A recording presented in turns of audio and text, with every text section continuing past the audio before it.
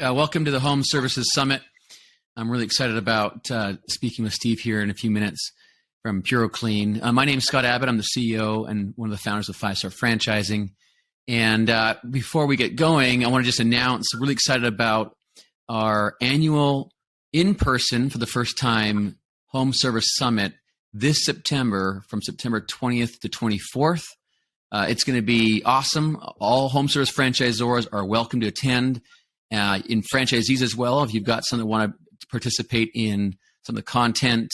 We've had hundreds of attends in the last couple of years during our virtual sessions. This will be our first time in person in Florida on September 20th to 24th. And registration, I think, is live as of today. And Will put in the chat the URL for you to link to if you'd like to get registered. I think you can get your registration done at a bit of a discount until March 31st of this year. So format, as you all know, is pretty straightforward. I'll go ahead and ask Steve a whole bunch of questions, which we had some enjoyable time backstage just here a few minutes ago, and more about his story. At the end of this, we'll open it up to those of you who are attending live with us to ask questions for the last 15 minutes. So real quick, Steve is a franchise executive with experience in fast food and business-to-business franchise organizations. I think Steve was saying earlier that he was about 38 years in the franchising industry. So lots of experience that we can pull away from this conversation. I'm looking forward to it. He's a very involved leader with a demonstrated record of accomplishing goals and delivering value to investors by building great teams, developing great people. He has radically changed failing organizations and improved already good organizations through his passionate leadership. And I'm looking forward to this because I think Steve's going to have a lot of how things go wrong and then how you can fix what went wrong and make it right. So maybe Steve, if you don't mind, let's go ahead and just kind of start from the beginning of your franchising career. What's your backstory? What got you into franchising? What got me into franchising? So I went to college on an Army scholarship, and in return for that, I owed them the next 4 years of my life out of college. And after my Army obligation, I got out to start my business career. If you're a good Army officer, at least in my day, the corporate headhunters came for you in your third year, and they were over me. I was a pretty good young Army officer, and so they came as far as Europe to try and recruit us. But my parents and my sister had moved all the way. I was born and raised in Michigan, but the extreme northern part of it. And my parents and my sister had moved to Ann Arbor while I was gone in the Army, 6 years in the Army. And so I thought, I'm going to look around there first, and if I don't see anything there, I'll go with one of these big headhunters. But it'd be nice to be back around family.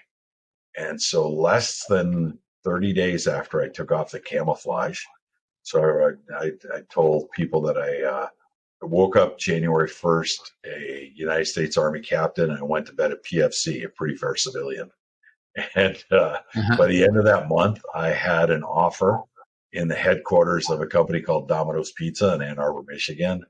Yeah. And I took that. I had no idea where it would lead me. And here I am 38 years later, still in franchising. Wow. Incredible. Domino's Pizza, not bad in terms of a success story there in franchising. And so when you got involved in Ann Arbor has a number of brands. I know Service Brands was based out of Ann Arbor, Michigan as well.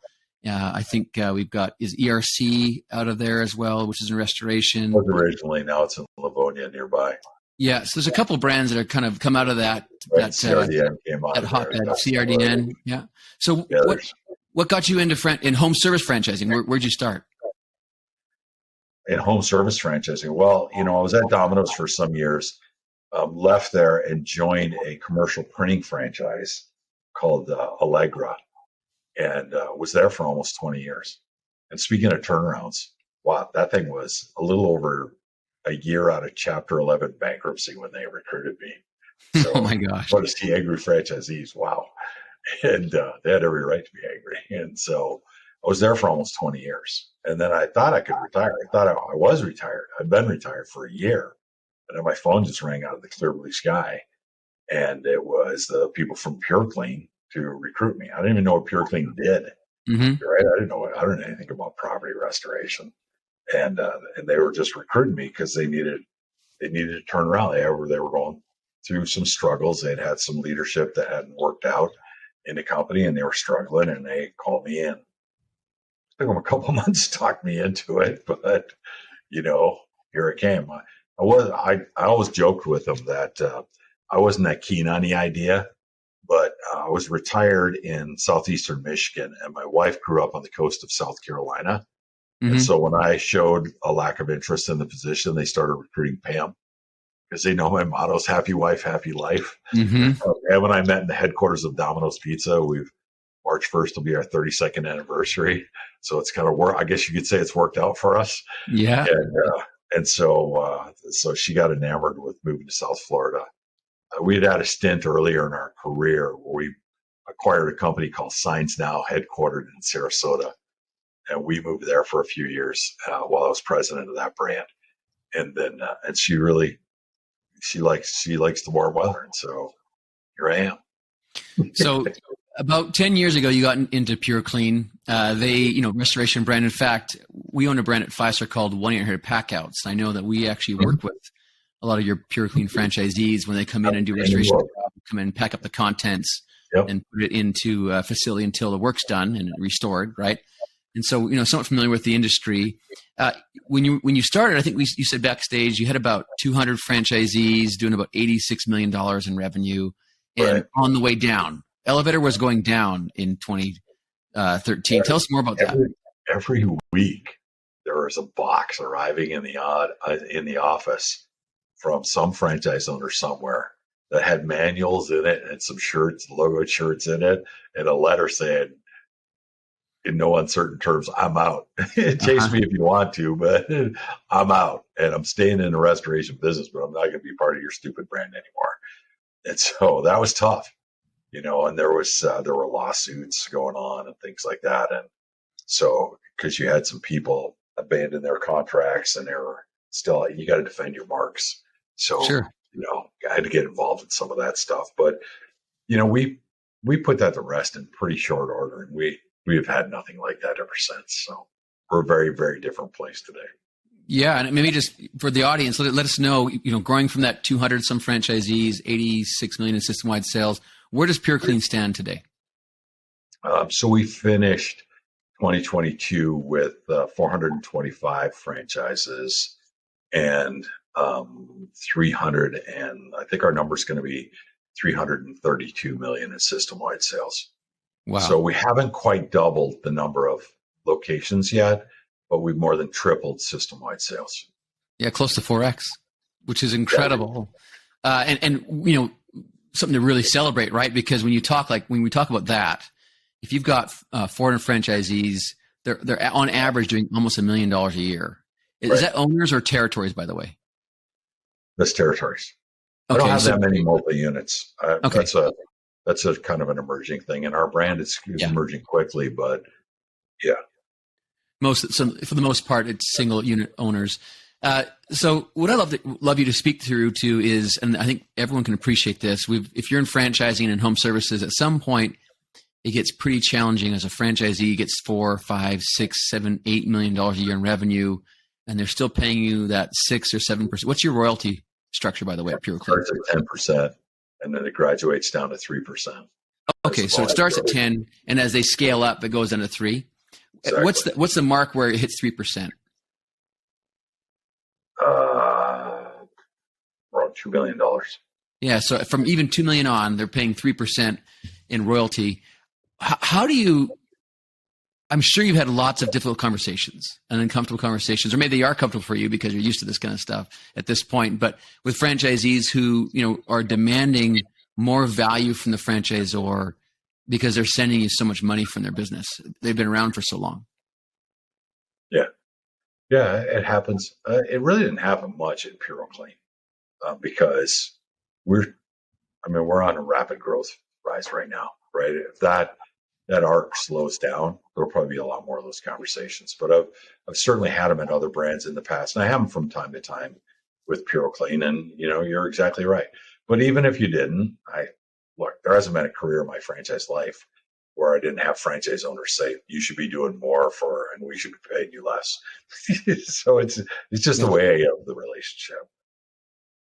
Yeah. And I think, we just came off of at 5-star. We just had a top performers event. We took everyone down to Dominican Republic. We own 6 brands, and we brought our top, 7 to 10 performers from every one of the brands together. Took them to, took wine and dined them, took care of them. The event came off with a rating of like 9.1 or 9.2 out of 10. So very satisfied.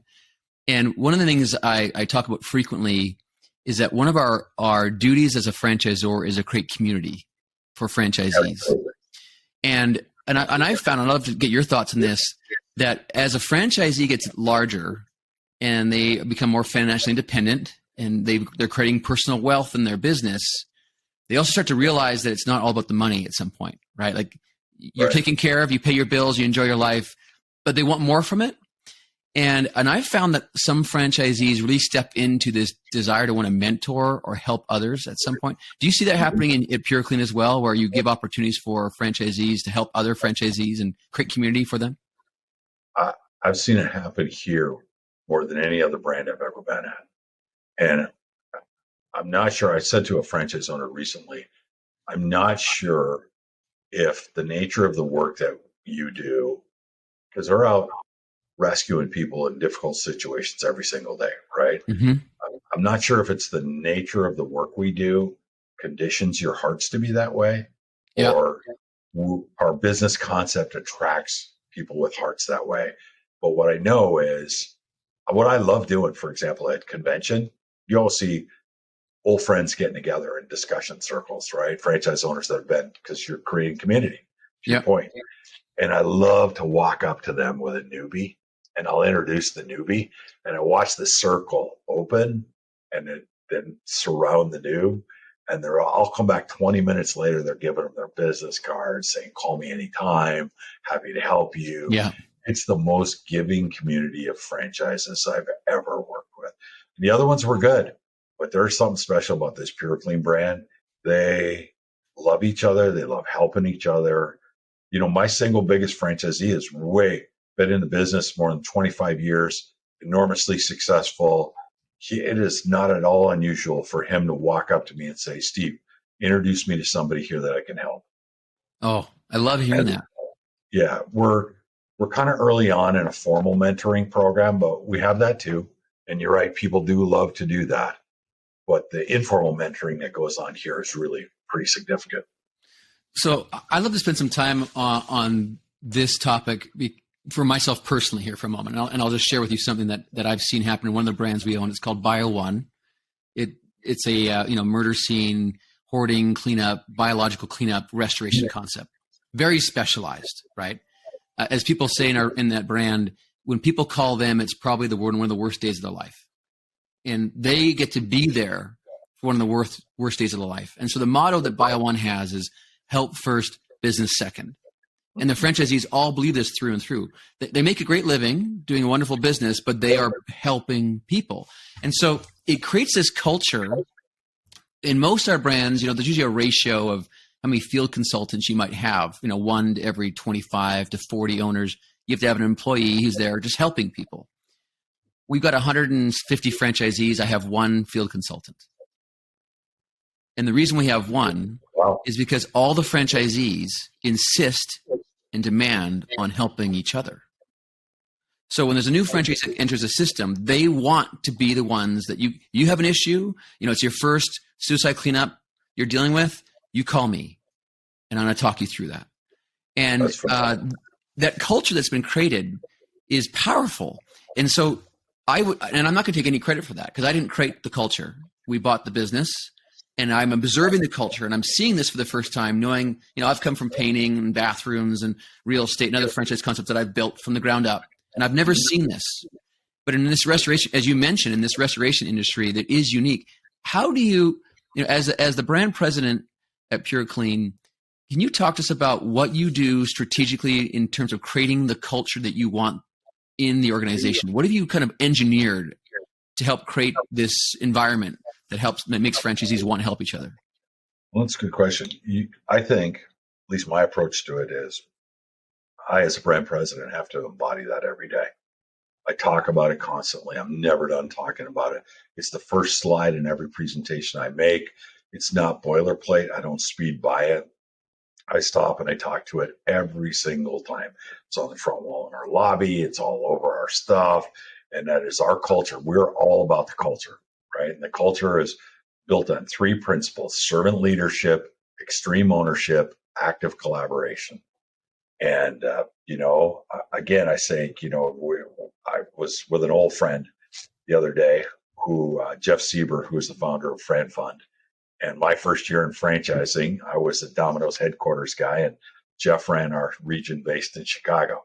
And so I've known him since then. And we joke that everything we ever needed to know about franchising, we learned from the Tom Monahan, the founder of Domino's Pizza, because that guy was a franchisee-driven franchisor every day of his life. And it only made him a multi-billionaire. So I often tell people when I meet somebody who's been more successful in franchising than Tom by doing it a different way, I'll be happy to listen to their ideas. But I'm 38 years into this and I haven't found that person yet. Mm-hmm. So, that's what it's about. It's about putting franchisees first every single day. It's about them. You want to be, I think, kind of what I learned from Tom is you want to be a successful franchisor. First, make successful franchisees. You want to be a large successful franchisor? Make a lot of successful franchisees. Mm-hmm. And then it will come back to you. But I call it playing the long game in franchising. I honestly think that one of the reasons we have a statistic that says that 80% of franchise concepts never grow to more than 200 locations is sometimes we get that wrong. They had it wrong when I arrived at PuroClean. What was good for the franchisor was in first place. What was good for the franchisee was in a distant second place. We flipped that immediately. Put the franchisee in first position. Mm-hmm. Make them grow. Make them profitable. Make them happy. And let's do all those things and make it all about them. And then as they rise, as they grow, it will come back to us. Mm-hmm. And in terms of them wanting additional units, in terms of the royalties that they pay to us. And so we work every single day. And nobody gets a job offer here until they've had an interview with me. I did one 9:00 this morning. I interviewed a candidate for regional director. That's what we call our field support people. Yeah. And I told them right up front, I am not here to judge your skills and abilities. I have executives that are perfectly capable of doing that. I'm here to do two things with you. One, tell you about PuroClean culture so that if it's not right for you, you don't make a mistake and come here. Two, I think anybody who's coming in should have the opportunity to ask the president of the brand any question they want. Because if you do come, I want you to come without any reservations. I want you to be all in from day one. Mm-hmm. And so I do those things. And I talked to this guy this morning about servant leadership, about extreme ownership, about active collaboration. So servant leadership's first, and you got to really establish that. Second of all, the extreme ownership is just our word for accountability. And I think you have to demonstrate accountability all the time. We want to be known as people of our word, but you got to demonstrate that all the time. And I may have earned that from all my past franchise owners, my current franchise owners, but I added a whole bunch of new franchisees last year. I got to earn it all over again. Yeah. And so we're constantly making promises, and then we tell the franchisor, we made you this promise, we kept it here. Made this one, kept it here. Action log from our advisory council. Promise made, promise kept, all the way down, right? Yeah. Because we want the inescapable conclusion to be, when these guys tell you they're going to do something, you can take it to the bank. Because I maintain we all want active collaboration. I got to have it. I'm in the emergency services business, right? Yeah. And we all want active collaboration between Z and Zor. But you don't get a franchisee to really sell out and be a full partner unless they first know that you're a servant leader, putting them first. And second, that you can be trusted to do what you say you're going to do. Only then will they really become a partner with you. And, I serve, a little bit different in the in the home services space. I mean, do we work in homes all the time? Absolutely. But we work for giant insurance carriers. Yep. And those guys are measuring our customer service all the time. They're tough on us all the time. Yeah. And they make changes. They're giant companies. and they make changes and sometimes don't tell us about it till the last minute. And so I need that relationship with our franchise owners that's so close that when a shift happens like that, and I just got one 2 weeks ago. It's at a software conference in Los Angeles, and meeting with an executive from one of the top 5 residential insurers in America, and he signaled a sea change. And so I got to make that change. I want to make that change not only nimbly with them, but faster than the other people that are in their program, and always stand out for that PuroClean, man. They're always ready to go. We talk about doing something new, shifting our business a little bit. Boom, they're on it like that. They're really amazing. And so it's your culture that does that for you. You know, right? If you, we had Mary Thompson on our show last month, and, right. and you know that Neighborly is very well known for living its values and in embedding that in their entire organization. I'd love for you to talk about, you mentioned servant leadership, active collaboration, and what was the third one? Extreme ownership or accountability. I love those 3 things. How have you seen your franchisees embrace the values at PuroClean? Would you say that every franchisee knows those 3 things? Yes. Every one of them hear it. I do every Meet the Team Day personally. Yeah. That's one of my slides. It's not my first slide in that particular thing. We introduce the senior leadership first, then we go to the culture. But yeah, absolutely. We're talking about it all the time. I keynote every convention. Mm-hmm. I start off with it. I go to every fall regional meeting and give a brief company update. I start off with that slide. I am constantly talking about the culture. And trust me, if we slip at a place in the culture, they're very quick to remind us. Yeah. Hey, Steve, not so servant leader about this thing over here. Okay. We're not perfect. You know what? I love it when people hold us accountable and hold our team accountable. That means that they're embracing what we are communicating and sending out there. And so that nothing makes me happier to hear that. I'd love for you to speak a little bit, because you've been a professional brand president for some time, working for founders. The owners of PuroClean don't run the business. You run the business for them. I know I have a lot of listeners who are founders themselves. Some are early stage founders. Some are a little later on in their career. They probably dream of having a Steve on their team at some point as a brand president, running one of their companies. And I'm sure there's probably listeners who are currently in the middle of a turnaround themselves, they're just seeing it, right? And we've all lived challenging times in business and in economic environments. So I'd love for you to, Steve, just kind of talk to us about what attracted you to PuroClean. How does a founder attract someone of your caliber to their organization?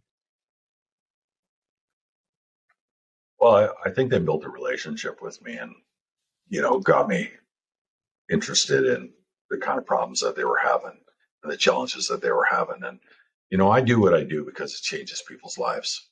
Like, I like to make money like anybody else does, but my real motivator at the end of the day is never money. It's how we change people's lives in franchising, right? I love it. I left my old brand 10 years ago, 11 years ago. And last year, I got a call from a franchise in that brand that I hadn't talked to for years. And I'm wondering why he's called me. And he said, I had to call you because I just sold my business. And you are such an important part of my journey along the way. I had to call and say thank you. Oh, wonderful. I haven't been in that brand in a decade, but it really touched me. Yeah. That's why I do what I do, right? Because it changes people's lives. And so that's the appeal to me. Yeah. Do I want to make a good living? I do. I have a family to take care of. I want to do that in a grand style, but I want to be about the business of important work.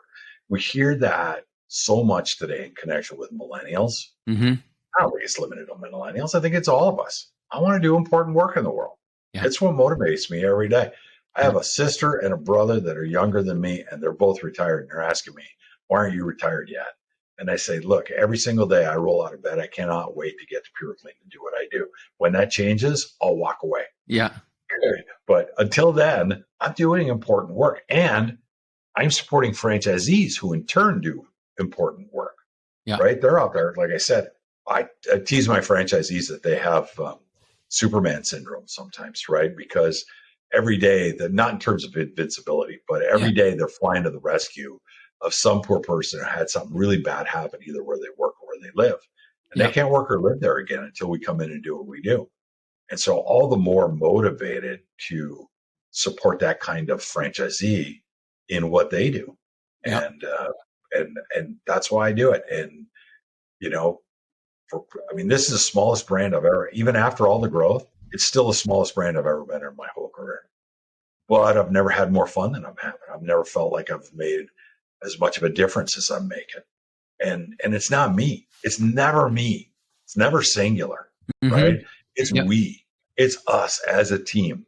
It's why I bother to have that interview with candidates before we extend them an offer, because they got to know coming in, it's team, right? And my own line is, if I'm at convention and I see somebody struggling to set something up for the franchise owners, I might be the president of the brand, but right now I'm just a guy carrying boxes because that's what needs to be done to serve.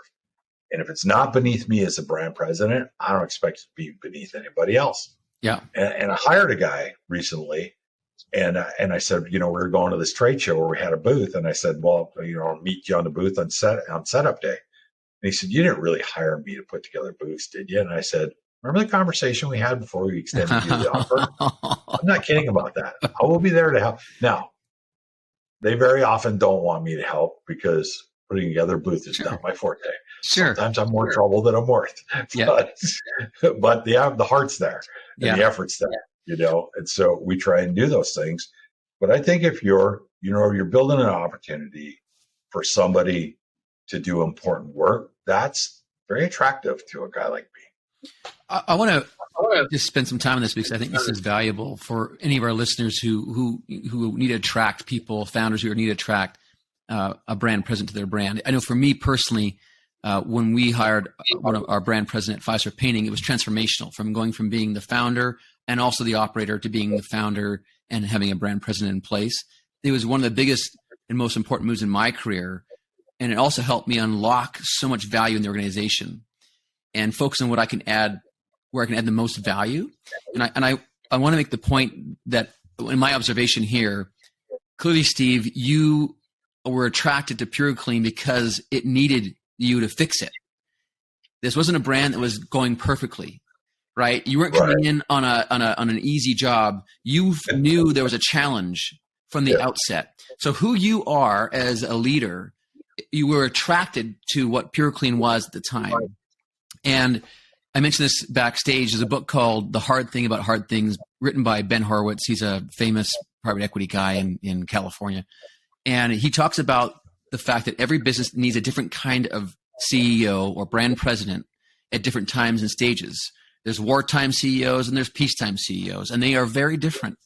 And so getting clear on exactly what you need in the organization as a leader helps you find exactly who you need and attract that person to the organization. Mm-hmm. And as you mentioned, you lead with values of the organization. I love that you know those so quickly. I'm sure every person in your organization knows them very quickly. And when you send that out, then people can embrace that and know that is exactly who I am. So much about hiring and finding people is just simply aligning the cultural fit. And like you said, and I do the same thing. Everyone that gets hired here in my company, I have to interview. And I go through our values. And if there's not a match, if they can't tell me instances where they live the value in their life already, they're not hired. If you can't tell me how you live the value that's important to me, then it's not a value to you. So I think that's something worth just spending some time on. What I want to do is, you mentioned just a minute ago how it's about the team. And so for us, I'd like to, you're the brand president. Maybe just talk us through who is on your team right now, who's in the organization, how have you built PuroClean corporate? Okay. Look, it begins with my two investors. I have two private industry investors that own PuroClean, Mark Davis and Frank Torrey. I love these two guys. They're crazy, wild-eyed entrepreneurs. They're not good at the detail, but I am. My team is. Mm-hmm. And so it begins with them, because if ownership is not aligned with leadership, you're just going to go in circles, or you spend all your time resolving conflict between members of that group. And so the three of us are really aligned, and they own multiple companies. in restoration. I'm the only franchise company that they own, and they're great visionary entrepreneurs. They're visionary leaders, and they live it. They live it. These two guys, as ownerships, they will give their business cards to the newest franchise owner, and it's got their mobile phone number on it, just like mine does. And they'll say, "Call me anytime." And if you call them, they will take the call, and they will be there for you. And they love talking to people. So it begins with them, and they've been enormously supportive of what we're doing. They've injected a lot of capital into this company, mainly by, when they first bought the company, they told franchise owners, we're not going to take a profit distribution for 2 years. We're going to plow every dollar of profit back into better programs and better support for you, the franchise owner. And then they didn't go 2 years; they went almost 5. And, Wow. and that gave us a lot of resources to work with to invest and grow here. And so that's really important part of our growth. And then to me, it's how you build a team from the leadership, and how each area of the company's got to have the right kind of leadership. And they got to first be bought into the culture. Second, they got to have the experience. And then third, they got to work together as one team also. Silos don't work. We were way smaller when I came. It was all divided up into silos. It was horribly dysfunctional.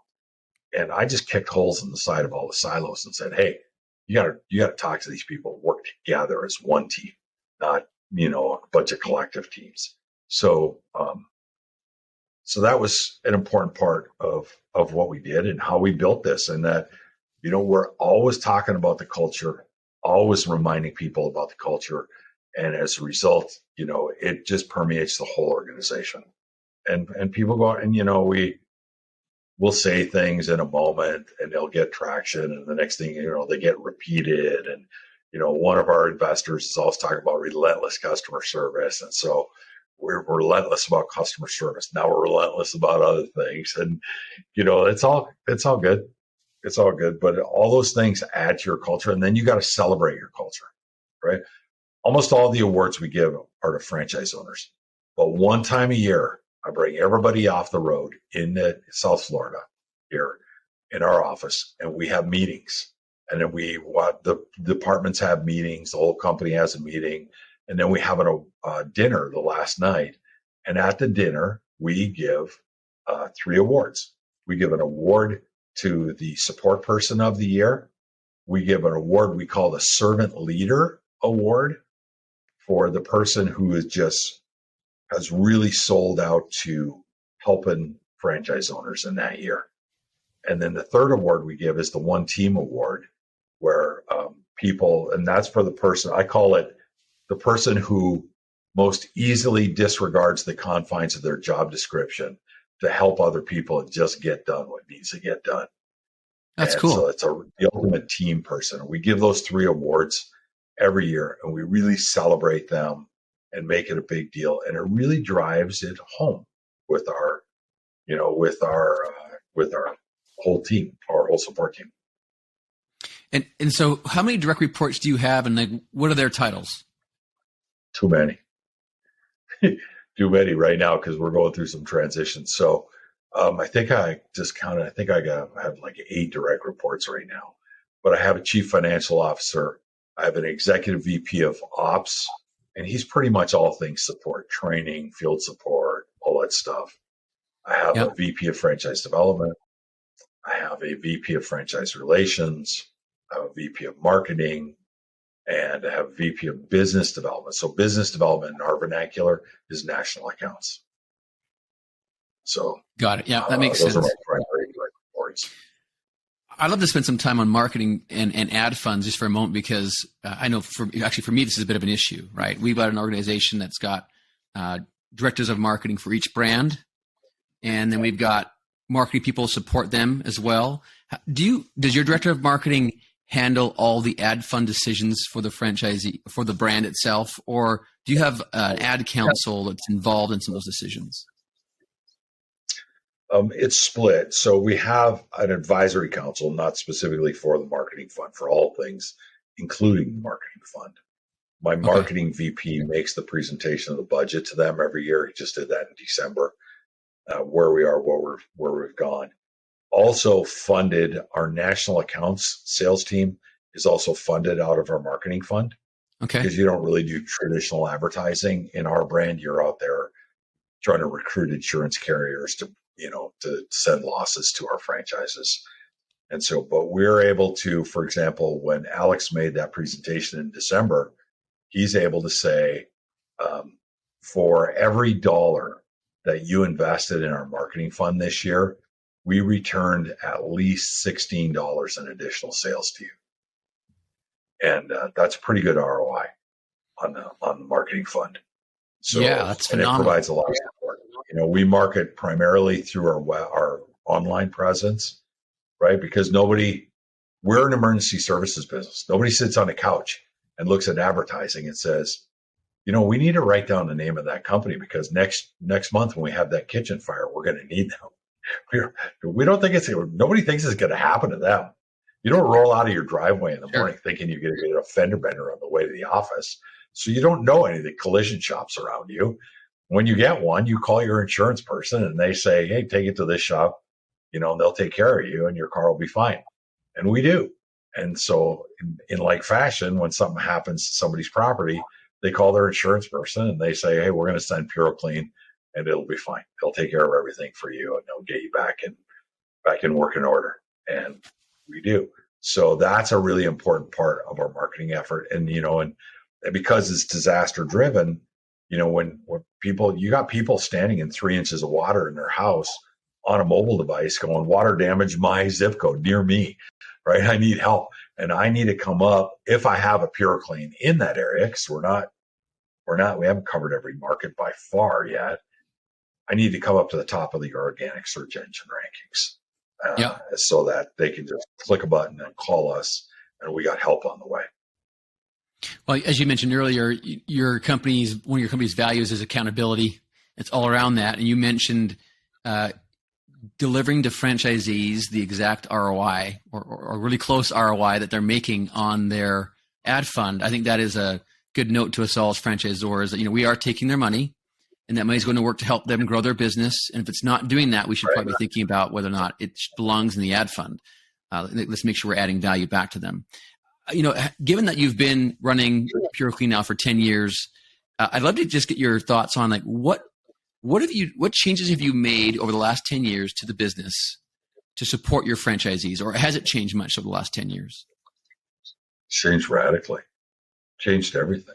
In my career as a turnaround guy, I've always prided myself on turning around a company while turning over very few people. I turned over more people at PuroClean than I did at All Stops before this combined. So they had just not hired well. And I tried hard to teach some old dogs new tricks. And I've been successful everywhere else but here. And we had to change a lot of people. We had to change a lot of things that we were doing. Our franchise development effort was aimed at the wrong target. Our franchise support, our training wasn't good. When I came here, I asked them this, Scott, the proverbial question when they were trying to recruit me: what keeps you up at night? And they said, our infant mortality rate. I said, what the heck do you mean by that? And they said, we sell them, we train them, they go in the field and die. Well, that's never supposed to happen in franchising. Like you're supposed to be 90% successful in franchising. They die. You're telling me that? Yeah, they said, yeah, our training's all messed up. I'm like, oh my gosh. So we have redone everything. And now I'm at a point, those systems 10 years in are all highly refined, right? I've got, here's how highly refined our training and launch is. We have a president circle, like you were talking about your group at the top of your companies. Yeah. We call that president circle. That's the top 10% of our system, right? Our last 3 rookies of the year were rookie of the year in their first year and president circle in their second year. And if you would go to those 3 guys, and I think we're about to do it 4 times in a row. And if you would go to them and say, how did you do it? They would say, I just followed the system. Right? Those 3, none of them were born in the United States. You could argue that they were half a step behind some other people when they first came into the business. They raced right to the top, and you say, how the heck did you guys do that? We just followed the system. So the systems are that highly refined at that point where just do it and you'll have success. It's pretty amazing. But we literally had to go part by part through the whole company and change everything. I mean, we were recruiting franchise owners whose vision for the business ownership never extended beyond them being behind the wheel of the truck every single day, having one truck, and at the end of the day, they parked it in their driveway at their home, right? And I came and I said, look, I love those kind of guys. I grew up in a blue collar family. I love, all my uncles and my cousins. I love them, but that's not good for this business concept. I named our target enterprise builders. So I want people, they can start off on the truck, that's fine. But in less than the first year, I want them to be off the truck. And I want people with a vision to build a significant enterprise and have a lot of trucks with a lot of people driving them for them. Mm-hmm. And so we readjusted. And as you could probably predict, when I first introduced the franchise development team, there was wailing and gnashing of teeth. And in fact, I did hear the phrase used, you're taking food out of my kid's mouth and bread off of my family's table and all that stuff. 9 months later, we took a look at it. We had done way more deals than the previous year, and our deal speed was way faster than it had been previously. We were selling to a more sophisticated buyer who could make up their mind. They got educated about the concept more quickly and made decisions more quickly. And they either came into our company or didn't. And we were moving on, and it made us more efficient and it helped our growth. So literally every part of the business we had to go in. The average field support guy, when I walked in the door, had 44 to 46 franchises to support. In this particular brand, that's a crushing load. And so today we have an average of about 1 to 25. And I'm keenly interested in what's going on there, right? Yeah. There's two levels of leadership between me and the regional director that's out there supporting franchises. But if you're a regional director, every year you have to meet with me once or twice a year. And in that time, you get 90 minutes and you have to take me through all 25 of your franchises and tell me what's going on with them. Oh, I love it. And then I get to play one of my favorite party tricks. I see one of those franchises at a regional meeting or a convention, and I walk up and talk to them about something about their business that they couldn't imagine that I could possibly know. Yeah. But, I was plugged in through that regional director, so I did know. Yeah. And you just have to be, our two investors, one of their other sayings is you have to be aware and involved. If you're not aware and involved in your business, you're going to get bit. And so stay aware and involved at all times. And they're aware and involved in all the companies that they own, including this one. And so that's and it's really important for our franchise owners to live that too. That's awesome feedback. And I know that last month, Mary Thompson mentioned that they actually do an NPS score on their field consultants. So franchisees rate how well they do, and they have an award for the top field consultants, the top field consultant rated by all the franchisees. I think they do every 6 months. That's great feedback. I've got, before we jump into questions from the crew who are watching, and so feel free, everyone, if you've got any questions, go ahead and put that in the chat, and I'll make sure that I ask Steve those for you. I've got another question for you that I'll end on before we go to theirs, and that is, if you were to say, and don't give me the names of people, but maybe give me the title of those people, the 3 most important hires you absolutely have to have in your business. What 3 hires would you make? Okay, so for me, first, it is a business. So you got to have a great CFO. Your controller, CFO, depending on the size of your organization, you need somebody that's really, really good. And I am blessed. I'm on my second CFO. They were both incredibly good. The first one, I caught him kind of late in his career, and he was terrific, but he wanted to retire. And the guy gave me a year's notice. And then he spent the first 6 months recruiting his replacement and the second 6 months overlapping with him and making sure he was up to speed before he walked off into the sunset, right? That's culture. When a guy does something like that for you. And he knew that just because he told us he was going to leave in a year and retire, go play with his grandkids, that we would not say, oh, there's the door, get out right now. So you got to have a great CFO because you got to know your numbers. It's business. Just like the franchise owners got to know their numbers, and then we play a huge part in their profitability, right? You got to know your own first and foremost. When I came here, it wasn't like that. I went to my first board meeting and they were presenting financials. And as soon as somebody started questioning them, they changed all the numbers. And I said, what is happening here? I feel like I'm standing in quicksand. So that is, I prefer to have an ops chief who has been in the business before. Mm-hmm. I love my executive VP for ops. The man has been a franchise in this business before, and he has extreme empathy for my franchise owner. So when a franchise owner says, hey, this is my pain point in this particular area, he really gets it, really, really gets it, right? Yeah. And then I think the third thing you got to have for me is your franchise development chief, because to me, that also goes to culture. They're going to shape your culture by who they bring into your company. Yeah. And in my particular case, I insist on doing friend dev really, really clean. Like I don't want, and they know this, they hear this from me all the time.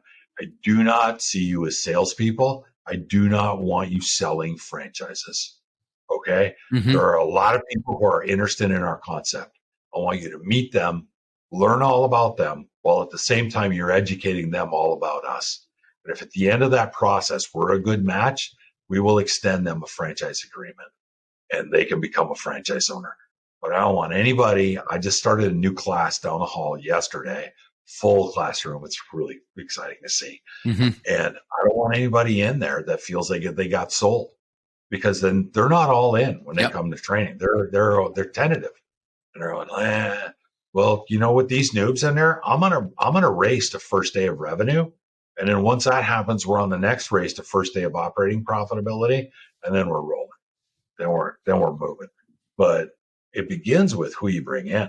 Yeah. So those three guys, and you know, sometimes in some companies the battles between friend dev and ops are legendary. Sure. Yeah. You know, early on, those guys came to me with an issue between the two of them, and I said, if you're here for me to cut the baby in half, I'll do that for you.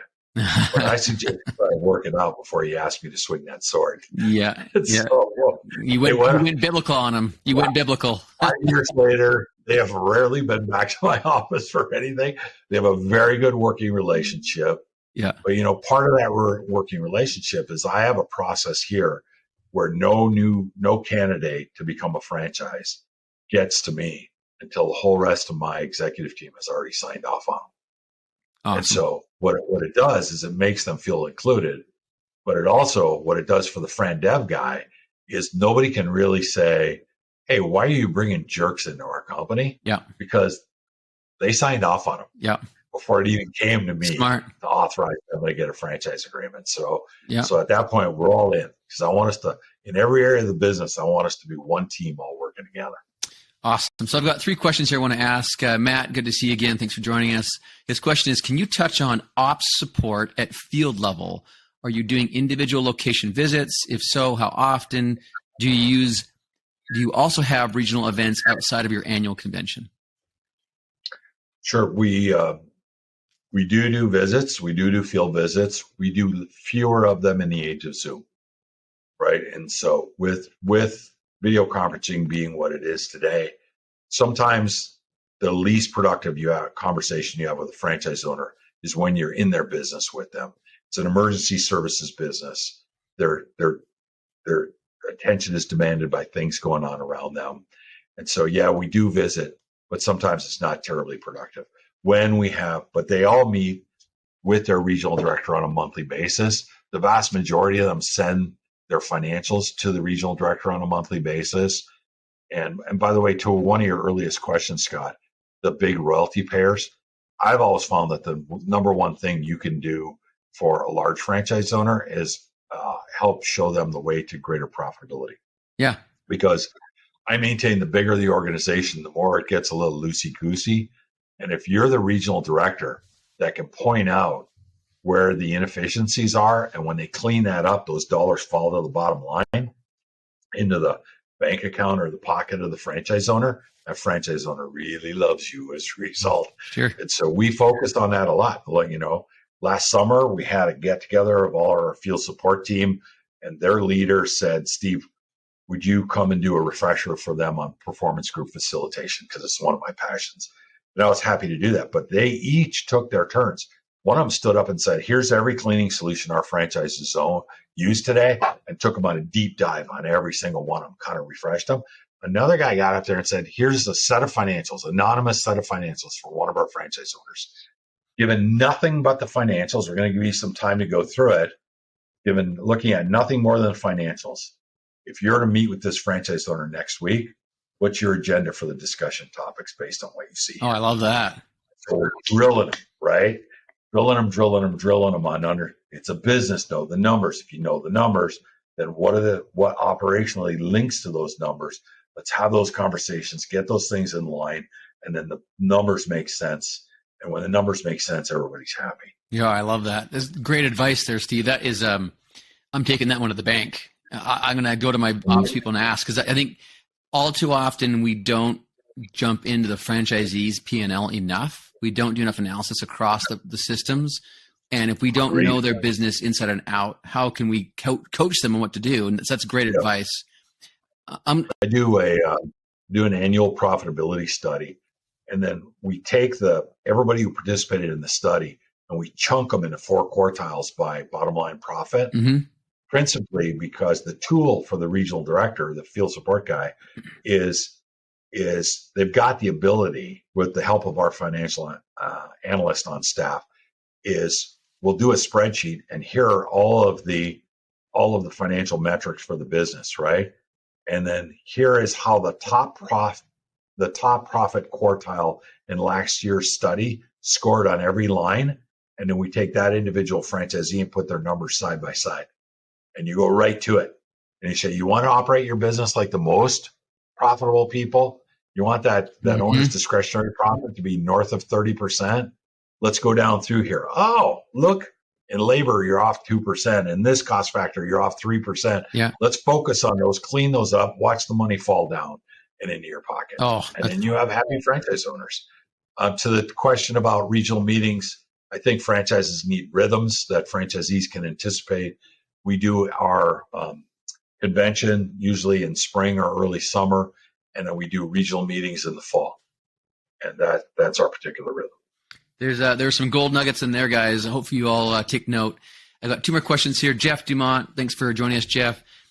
He wanted me to ask about your technology stack for franchisee operations and the franchisor. Is it something you've developed in-house, or do you buy something on the market? Well, we have industry-wide software that we have to use that's dictated to us by the insurance companies. Yeah. So there's a couple of main products in our industry, and we have to be aligned in one of those. So because in our industry, you don't do proposals and bids. You just get sent a loss. And as long as your loss goes through that software, it gets the right cost factors assigned to it, and you just get paid what you get paid. And so, but it's all software driven, and it's not something that we develop in-house. Got it. Yeah, what's that software called? I think they're based in Utah, aren't they? Well, one of them is one of the big ones. It's called Exactware, based in Utah. Yeah. The other one's called CoreLogic, and it's the big new giant in the industry. We're in a weird place in our industry where the software is going through consolidation. Yeah. So all the people who had cool, innovative ideas for software in our industry, once they got established, they got snapped up by the big giants. Sure, yeah. And the big giants bake them into their solutions, and that's going on. Very frustrating if you're a franchisee in my business. If you're any contractor in the restoration business, you're frustrated by the constant changes in software right now. It is what it is. It's beyond our control. So we just got to try and live with it, negotiate, have the best partners we can, and try and make it as franchise friendly as we can. Yeah, I couldn't agree more on that. In software solutions and changing software solutions on franchisees is painful. Johnny's got a question here. Please share with us how you ensure you get complete and accurate royalty reporting. Well, talk about loosey-goosey. There's royalty reporting in this industry, because that software that we have to use is nothing. There's no part of that that's royalty reporting. Mm-hmm. So what was established a long time ago in this company is they're simply a portal that franchisees go on every month and they log in and say, this is what my revenue was, and it calculates what their royalty is. Mm-hmm. And so what I have is a very healthy audit function. And when I came, there was no audit function. So if you're a rising franchisor and you're wondering about that, good audit is an important part of best practices in franchising. Yeah. Because you need to be checking on that stuff. And if you got franchise owners that are offended that you dare to audit them, well, you haven't explained it the right way, because this is business and we got to check those things. And it's just a natural part of what we do. Imagine what the tax situation be in the United States if there was no IRS. Yeah. It'd be chaotic. And so we do it. And when we first hired them, our auditor, we started with one, and we had an outside service to augment them. And now we have 2.5. And they are really good financial analysts who principally help the field support team improve profitability of franchisees. But they also do audit. When we first hired them, we were finding an awful lot of found money. I bet. So there was a whole lot of cash coming in here. And each year that we've done that goes down, because it's not all a bunch of cheating franchisees trying not to pay their royalties. There are some people who are just bad at the accounting function. And I've had people that over-report it, and we gotta refund money. Yeah. And we have people that under-report, but most of them are very low numbers these days. And it's because somebody made an error. They weren't out to cheat us. Every now and then you stumble across a big one, and, it costs them pretty dearly. But that word gets out. I want to. Nobody else wants to do that first. I want to double click on that because, one, I hate the word audit. So I use something called 5-star business review process. We do business reviews. Same thing, but we call it a business review. But what you said earlier, which was important, is you have a team member in corporate staff who's in charge of your auditing, but also the profitability of franchisees. They're doing the analysis on their financials to help them grow their business and be more profitable. So yes, there's an auditing function, but they're also helping the franchisee grow. So I think putting those together is, I think, really valuable. And they're very complementary, because whether you're auditing a lot or you're doing financial analysis a lot, familiarity with the one makes you better at the other. Yeah, that's super valuable. One last question here from Lupe. Welcome, Lupe. Thanks for joining us. Can you ask, do your coaches have and train on all aspects of the business? If not, what aspects of the trade do your Z's go outside of their coach? So our field support team you're talking about. Yeah. So do they do everything on coaching? If you're FBC or your field support coach, do they actually do all the training, or do you have other people get involved in some elements of training? Well, they coach on everything, but they don't train on everything. So, I've got a director of training. We have an accreditation organization in our industry called IICRC.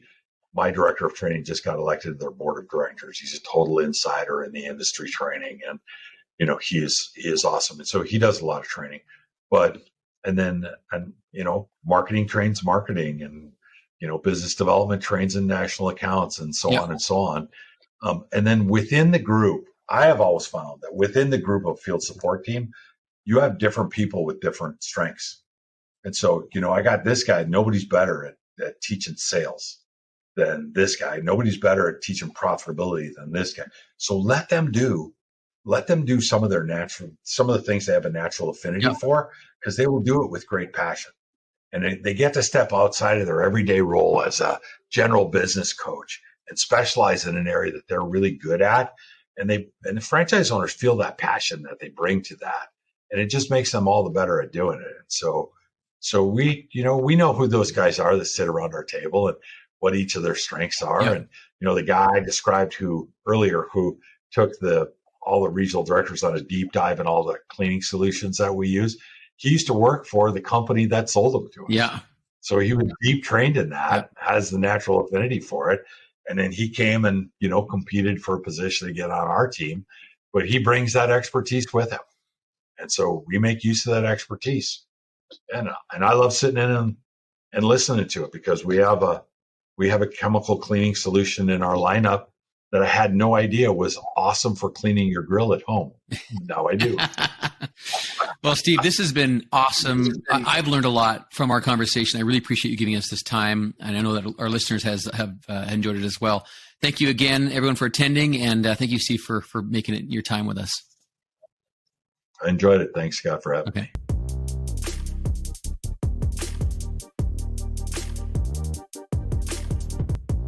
Hey everyone, I hope you've enjoyed this video, and more importantly, that it brings some value in building your home services business.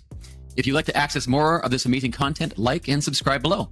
If you'd like to be part of our live recordings and get involved with the speakers and myself, click the subscribe to calendar button or the link in the description to get updates to future events.